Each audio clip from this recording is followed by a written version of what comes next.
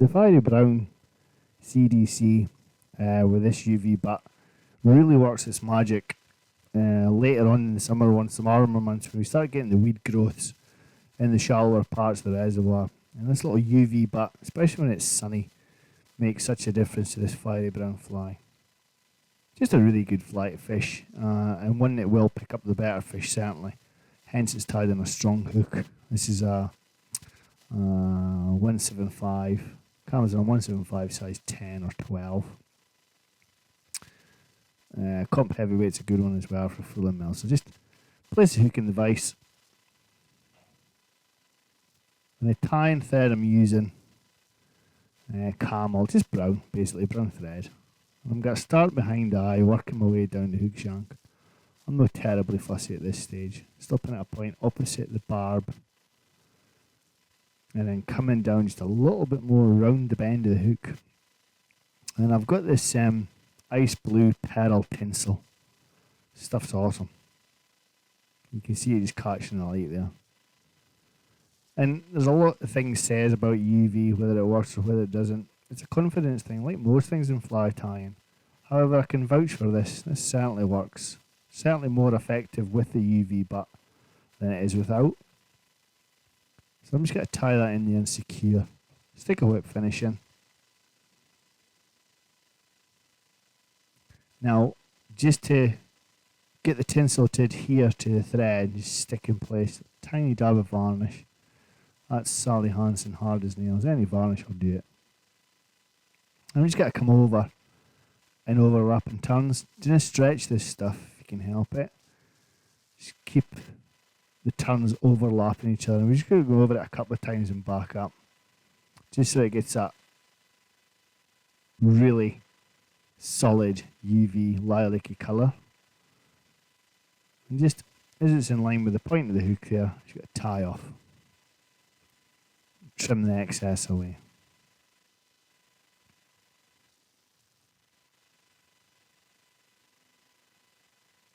And now I've got, because this is a big hook, I've got 4, sometimes 5 CDC feathers lined up at the tips. We need that much CDC just to keep the fly cocked. Anything less than that and the fly will get pulled under the surface. So you just need to be sure that that fly is cocked all the time. So 5, lots of CDC in there. Plenty up at the head. And I'm going to leave a little bit of space. I'm going to pinch and loop, but leave just a little bit of space in front of the hook eye so that I can cock the feathers back a little bit. Tie that in nice and tight. You see I've got a tiny little bit of space at the hook eye. Come in at an angle, nice shallow angle, and snip the fibres off. And we'll just tidy up with thread wraps.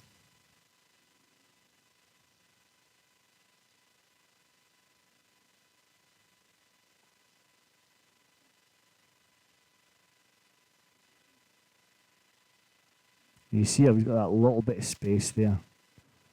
And by buttoning up the thread, it just cocks the CDC. And that allows your fly to sit at an angle in the water, just perfect.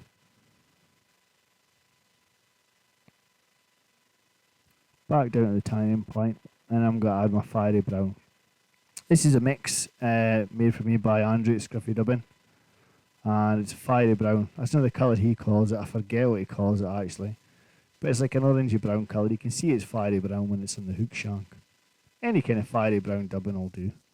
But I like this because it's not seal's fur. There's no bubbles trapped in it, so it sits cocked in the water. I think this is squirrel and rabbit. A mix of both. Nice tight rope. Nice and tight up the hook shank.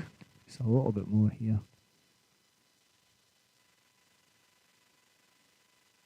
Not too much. You don't want a bulky fly for over the weed beds. Nice, just gradual taper to it. And just come through some of the fibres at the top because it's thicker with your brown thread. It's never seen, but it just makes for a more durable fly. And then you're tying off point, just cock those fibres up. Whip finish in there behind the eye.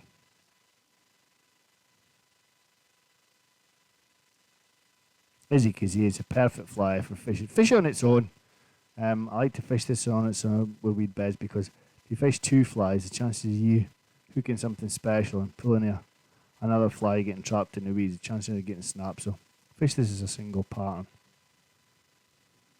In with the dibbing brushes, pull a few of the fibres out, not too much, just a few, but you can see it's got that really nice buggy profile, and that's what we're after. That's spot on. That it's funny because when you spoon trout, most of the time the food that's in there, it's this colour, fiery brown. You can really see that UV lilac tail. I really hope you enjoyed that. If you did, please subscribe to my channel. There's plenty more fly tying videos on there, tutorials, and plenty of fly fishing as well, covering different aspects of the sport. I really hope you enjoyed that. If you did, please subscribe. Take care. Bye bye.